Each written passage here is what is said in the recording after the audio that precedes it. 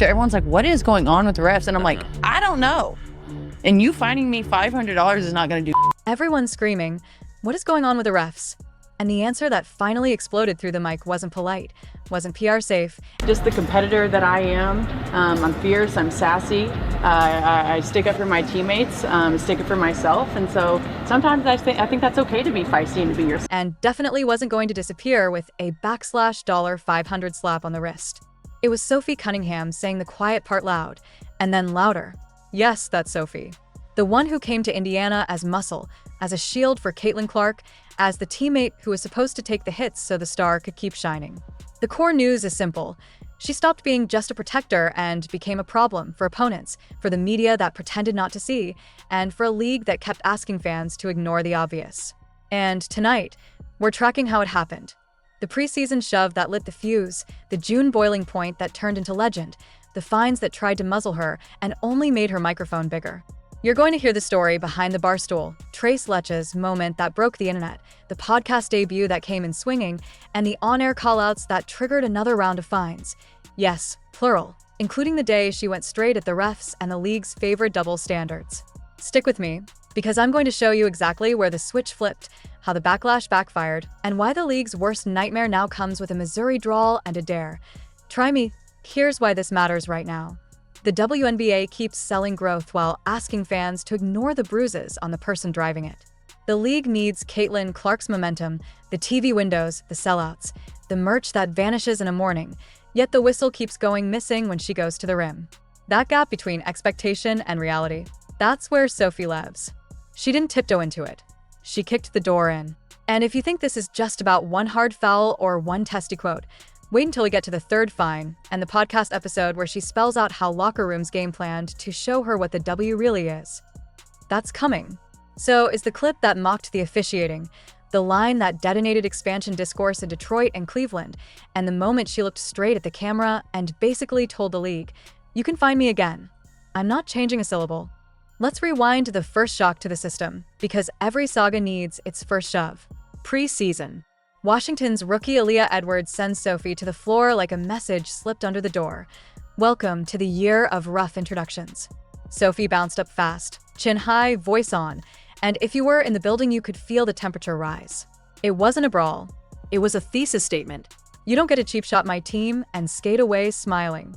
Plant that seed now. We'll harvest it later. Because if a rookie was comfortable taking down a veteran in the preseason, what, exactly, was waiting for Caitlin in the real games? Then the games came, and the whistles didn't. Drives where Caitlin was sandwiched midair. Shoulders that inexplicably became legal screens only when they met her chest. Hits that took her to the floor, and silence that took over the arena.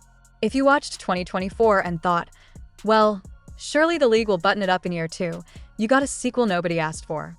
Night after night, fans were asking that same question, what is going on with the refs? And night after night, the answer was a shrug and stripes. And then came the night everything boiled. Commissioner's Cup. Connecticut on the other bench. First a swipe to the face, then a body check straight out of a different sport, and still no ejection, no protection, no accountability. This is the second best point of the whole story, because it's when Sophie stopped being a character and became a catalyst. She didn't throw a tantrum. She leveled a boundary. A headlock, a shove, a stare that said, go ahead, try me. Fans who'd been white-knuckling their couches for months finally exhaled. It wasn't pretty. It was cathartic. Not vigilante justice, just a simple truth.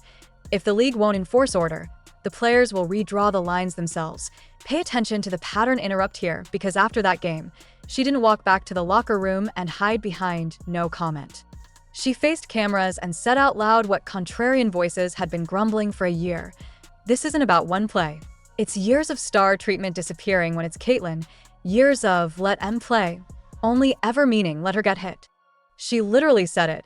I'm going to protect my teammates. That's what I do. And there it is, the job description she arrived with. Only now it had teeth. The payoff started immediately. The league discovered what a groundswell sounds like when it's been waiting for a spokesperson. Jerseys sold out. Clips went thermonuclear. Social numbers spiked like a heat check. Sponsors who love Edge Plus authenticity started dialing. You could watch in real time a role player become a brand. And the beautiful, chaotic irony? The same sequence that had half the media clucking their tongues had Caitlyn's fanbase saying, "Finally, someone said the thing." Cue the backlash montage. A pile-on from commentators who somehow missed the hits that led to that moment. A petition floating around demanding she be banned, as if the problem here was the reaction, not the provocations that stacked up to it. And the league's answer? A fine. First a few hundred, then 500 for a TikTok that lightly roasted the officiating with a pop-hook wink, then a four-figure bill that arrived with the energy of, "This will teach you." Spoiler, it did teach her, specifically that the louder she got, the bigger the audience. If you've ever tried to put out a grease fire with water, you know exactly how this next part goes, because here comes the strongest point. She turned the microphone up. New podcast. Episode 1 came in hot. No euphemisms, no hiding behind, some people say, just a transcript of how this really goes. Locker rooms deciding they're going to toughen up CCS, they call her that even when they're not on her team. Veterans nudging rookies. Make her feel it. And then the part where Sophie, now on the inside, watches the exact same script play out and says, "Enough." She's not defending a brand. She's defending the basic premise that your stars get treated like stars everywhere else in sports for a reason, because the league's health is tethered to the bodies you keep asking to carry it, and she didn't stop at player culture. She walked straight up to the officiating and rang the bell. Inconsistent. Right in front of your face. If you're going to fine me for saying it, fine me, but at least be consistent on the floor so the game doesn't detonate. That's not disrespect. That's a demand for standards. And for the audience at home, here's your expectations versus reality split screen. Expectation: find silence, dissent, and protect institutional image. Reality: fines become receipts, and the person paying them reads them on the air. Mini cliffhanger. You want a moment that broke brains? 5 days after the showdown, she strolls in pre-game wearing a barstool Trace Letch's T, her, Caitlyn, Lexi, like a walking group text that says we know who we ride with. Some corners chirped about the optics. She wore it anyway. Loyalty, printed in cotton. No further notes. Another loop. Expansion. A throwaway-sounding exchange turns into a small earthquake when she refuses to pretend that every proposed city is equally exciting. Detroit and Cleveland lit up. Pundits clutched pearls, and Sophie tried to soften it for a minute, then stopped pretending. There's a difference between playing nice and telling the truth, and only one of those fixes problems. If you ask the league privately, she said, they'll tell you they feel the same about the officiating that fans do. She's just the one willing to say it with a camera on. That's not rogue. That's representation. And then she zoomed in even tighter. Former teammates. Old locker rooms. The awkward exit that left people in Indiana reading posts instead of hearing explanations. She didn't dagger anyone for sport.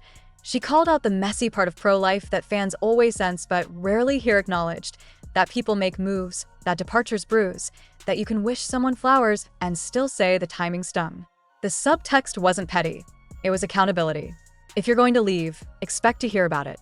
That's the tax of public decisions. Next beat, we're back to officiating and the elephant that won't get off the court.